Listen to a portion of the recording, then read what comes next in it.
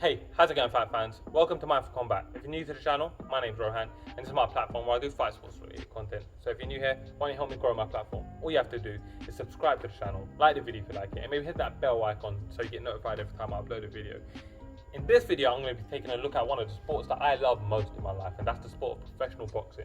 Now, if you guys have been around my channel for any length of time, you guys know that I'm a huge boxing fan. I don't just follow MMA.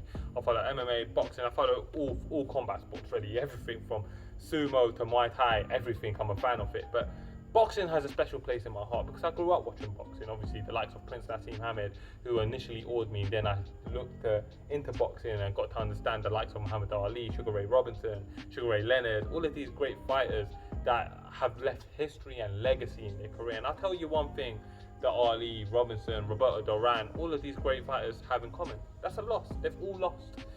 And losing didn't take away from their greatness in any way. It didn't diminish their greatness. Actually, to me, it added to their greatness. The fact that a fighter never loses doesn't show how great he is. It shows how talented he is and how, impressive he can be. That's an incredible accomplishment to have. And of course, Floyd is one of the best ever. We've got Joe Calzaghe, who never lost. There's loads of fighters, Rocky Marciano, I could go on. There's loads of fighters that never lost, that were incredibly talented, that were awesome talents. But does that mean that they're the greatest just because they never lost? I don't agree with that. Actually, a loss shows character. Coming back from that loss shows something that other fighters that haven't lost never had the chance to do. That's the ability to dig deep, tell yourself who you are, remind yourself, push through it, come back and demonstrate to the world just how great you are, that loss won't hold you back. And that's kind of the essence of being a fighter, isn't it? Being a fighter isn't never stumbling, never falling down. We're all fighters in our own lives. I'm a fighter in my own life. You guys are all fighters in your own lives. My wife's a fighter. We're all fighters. And we fight different battles. We have different battles that we struggle with every single day. Is it fair for us to say, now your life should be perfect if your life's not perfect, you don't fight? That's not how it is. But somewhere along the line, the beautiful sport of boxing has changed and public perception is so weird to me. You've got all these fighters that put everything on the line, go out there, fight their hearts and souls out. They lose one fight and all of a sudden they're a bum. That's so weird to me.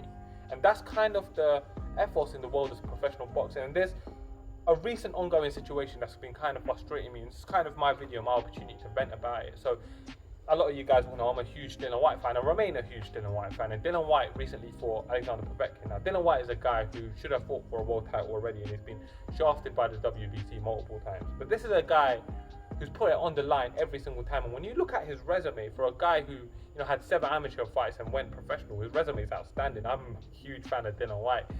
He's fought everyone from Anthony Joshua. Yes, he lost to Anthony Joshua, but this is back when he weren't even training properly. He's fought Anthony Joshua, then went on a run. He beat guys like Robert Helenius, a current top WBA contender and almost a mandatory to Anthony Joshua's title. Yeah, he's beaten Derek Chisora not once but twice, a current top 10 fighter in the world of professional boxing, and a guy who's probably a win away if he can beat Alexander Usyk from being a mandatory for the WBO. He's beaten the likes of Joseph Parker, who was the former WBO world champion, and a guy who's on a win streak again, is probably going to fight for a world title again at some point. Oscar Rivas, who was 26-0 coming into that fight and was ranked as #1 by IBO, IBF, one of those governing bodies. This is a guy who's put it on the line time and time again. He didn't need to pick Alexander Povetkin to fight. If you guys don't know who Povetkin is a storied legend of the game in professional boxing. The Russian just a year ago was fighting Anthony Joshua and actually gave Anthony Joshua all he can handle. If you haven't seen that fight, it's free on Sky Sports. Go Sky Sports YouTube channel, go check it out. It's a great fight. Alexander Povetkin's legit. After that fight, he's taken out Hughie Fury, had a draw with Michael Hunter, who's another incredible talent, and then he fought Dillian Whyte. Dillian Whyte didn't need to have such a hard fight, and Dillian Whyte dominated that fight. He dominated that fight the first 2 rounds. Third round, he won clearly. 4th round, he dropped him twice. 1 lapse of judgment, he got caught and he got KO'd. This is heavyweight boxing. Shit happens. Who cares? Dillian Whyte got caught. That's what it comes down to. And of course, that comes down to Povetkin's skill set. Of course, Povetkin's a legend. I'm not taking anything away from Povetkin, but who cares? He won the fight. No problem.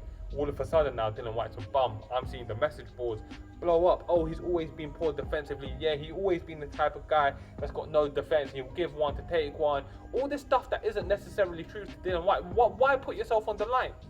Why do it? So now, if you're a fan that wants to sit there and complain, oh, Errol Spence isn't fighting Terence Crawford, they're both protecting their undefeated records, why should they fight each other if you're the kind of person that's going to slaughter them for losing? Why would a fighter put themselves to that? Why would they subject themselves to that when they can get paid for fighting bums? If you can get paid for fighting bums, why would you put yourself in a position where you're going to be ridiculed for a loss? Who even cares? It's ridiculous. I personally couldn't care about a fighter losing. Wins and losses, yes, they matter. Obviously, if you've got 20, 30, 40 losses, then yeah, you're a journeyman fighter. No problem, I still respect you. You're not one of the best in the world. But losing a fight, being able to rebuild from it in the world of mixed martial arts, we've got guys like Jorge Masvidal with 13, 14 losses. Don't mean shit to me, because Jorge Masvidal has been able to bounce back every single time. Who cares? Nate Diaz got 12, 13 losses. Oh well, cool. He's been fighting the best for a long time. It doesn't matter. It doesn't matter. Wins and losses, they don't matter. What matters is how you handle yourself. And Dillian Whyte's done everything admirably, but yet the world of professional boxing, certainly the audience is still shitting all over him. That shows really a flaw in the world of sport, the sport of professional boxing, and we see it time and time again. Now, if a fighter talks a lot of trash in the lead up to the fight, I'll be the one to join him and maybe have a little bit of a giggle, but I won't crucify them for that. You got to do what you got to do to sell the fight. It happened when when Deontay Wilder lost to Tyson Fury. It happened when AJ got KO'd by Andy Ruiz. How did that one turn out? Now the same people that were shitting all over him are right back on his train. Povetkin, you look no further than Povetkin. Povetkin got stopped by by AJ about a year ago at 39 years old, and now he's just KO'd Dillian Whyte and he's the talk of the town again at 40. Don't have such a short memory as a fan. And that's one of the things that plays the sport, and I really hope it doesn't follow over to mixed martial arts, and it's already kind of starting to. Don't have a short memory as a fan. Remember everything. Remember the moments. Remember what's happened. Remember the fighter's career. Know that these are guys that are putting it all on the line for our entertainment. Why should they put it on the line if you're not going to respect their failures? You're going to shit all over them. Don't be a fanboy. Be a fan. Don't be a fan of a boxer. Be a fan of the sport of boxing. And in the sport of boxing, wins and losses, they happen. Who cares if the fighter lost? Let him pick himself up, dust himself off. The perception in boxing that one loss makes you a bum is very, very toxic. And I'm a huge fan of professional boxing, and I want to see the best guys fight the best guys. My little rant. Anyways, I hope you guys don't get too annoyed that I share this with you guys. Maybe you guys might have even enjoyed it. If you're new to the channel, remember to like, subscribe, share, all that jazz. Thank you for watching, guys. As always, I'm Rohan, and this is Man for Combat.